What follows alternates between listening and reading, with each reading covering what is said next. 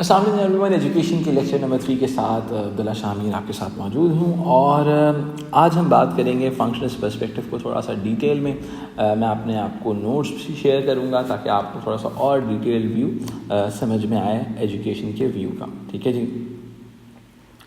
अच्छा, अब इस सिलसिले को थोड़ा सा और आगे लेके चलते हैं। अगर हम इस सिलसिले को थोड़ा सा आगे लेके चलते हैं तो हम सबसे पहले अंडरस्टैंड करेंगे फंक्शनलिस्ट पर्सपेक्टिव के थ्योरिस्ट एमिल डर्कheim की थ्योरीज़ को, और फंक्शनलिस्ट किस तरह से चीज़ों को देखते हैं उस बात को अंडरस्टैंड करते हैं। Functionalists look at the function or a role of an institution in a society in keeping a social body functioning properly. Functionalists usually begin their sociological analysis with the following question: how does education contribute to the maintenance of well-being of society? And इसके बाद हम कहते हैं what are the relationship between education and other parts of the social system, यानी कि education system के other parts के साथ रिलेशनशिप किस तरह से मौजूद होता है। ठीक है, वही वाली चीज़ जो हमने डिस्कस की थी कि किस तरीके से how the education system is linked with the family and how the education system is linked with the work place. ठीक है, so now we are moving forward with education perspective with the Emile Durkheim. Functionalist theorist हैं और बहुत ही important theorist हैं, इनको father of functionalism भी कहा जाता है। लेकिन इनकी जो थ्योरीज़ हैं उनके बारे में एक बात कही जाती है कि इनकी थ्योरीज़ काफ़ी हद तक पुरानी हैं, थोड़ी ट्रेडिशनल हैं, conventional point of view cover up करती हैं। ठीक है, इसके अलावा ये इनका जो सबसे बड़ा जो इम्पोर्टेंट रोल है एजुकेशन के हवाले से वो क्या है, वो ये है कि ये सोशल सॉलिडारिटी के हवाले से बात करते हैं। ठीक है, ये फैमिली एजुकेशन को एक फंक्शनल प्रीरेक्विजिट का पार्ट कंसिडर करते हैं।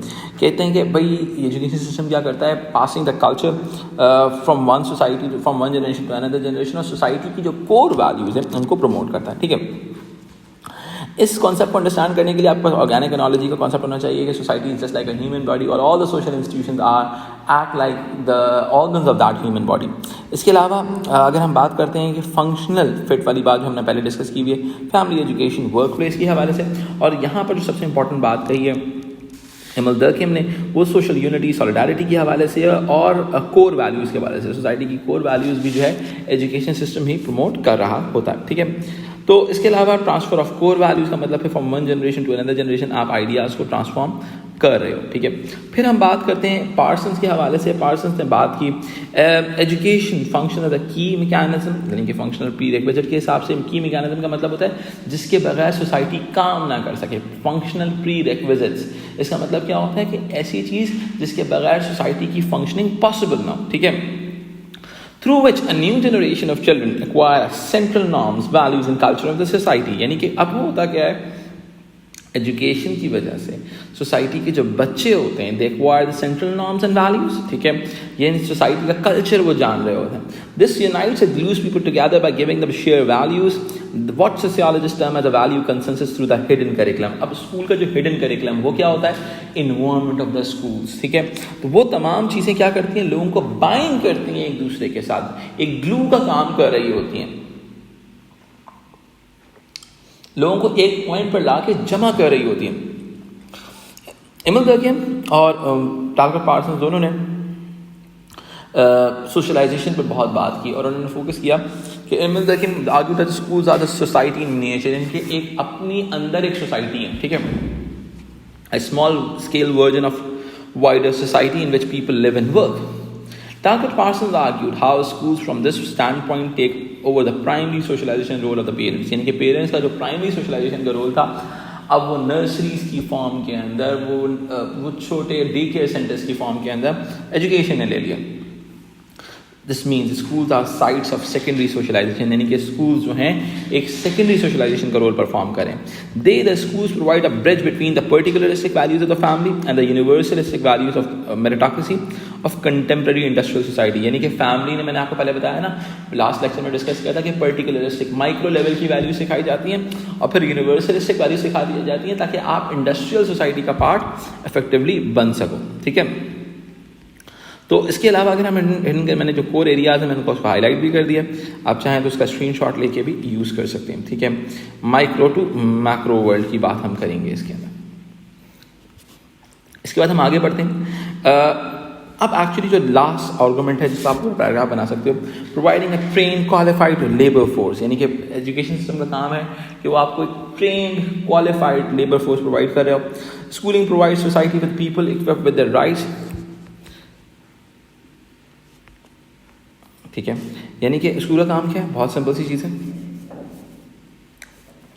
राइट स्किल्स के लोग डेवलप किए जाएं, सही है। राइट स्किल्स के लोग जब आप डेवलप करेंगे तो ऑटोमेटिकली क्या होगा, आपकी सोसाइटी के अंदर इफेक्टिव वर्कफोर्स तैयार हो रही होगी, ठीक है, और जो सोसाइटी की नीड्स होंगी वो फुलफिल होंगे।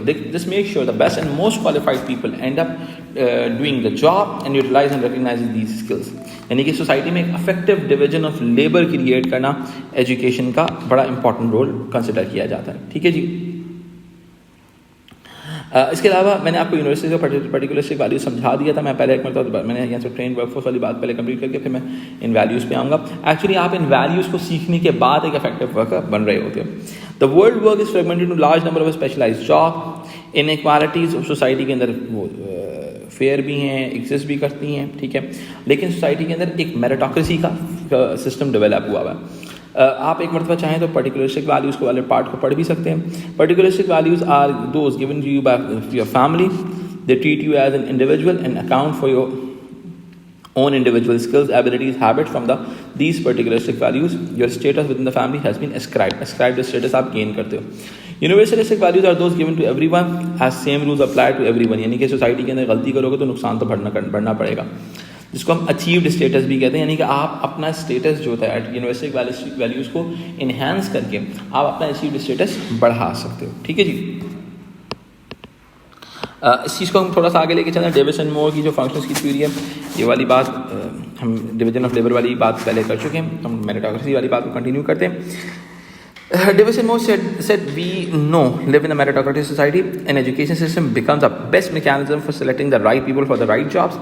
Role allocation की बात करता है, यानी कि एक्चुअल में डेविस एंड मोर ने जो बात की है वो रोल एलोकेशन के हवाले से की है कि एजुकेशन का जो एक्चुअल काम है रोल्स को एलोकेट करना है।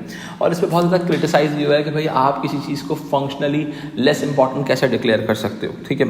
Meritocracy is the notion that people should and are duly awarded by the society for their hard work and efforts, यानी कि सोसाइटी के अंदर मेरिट बेसिस सिस्टम में जो एफर्ट करेगा उसको रिटर्न मिलना चाहिए, ठीक है जी।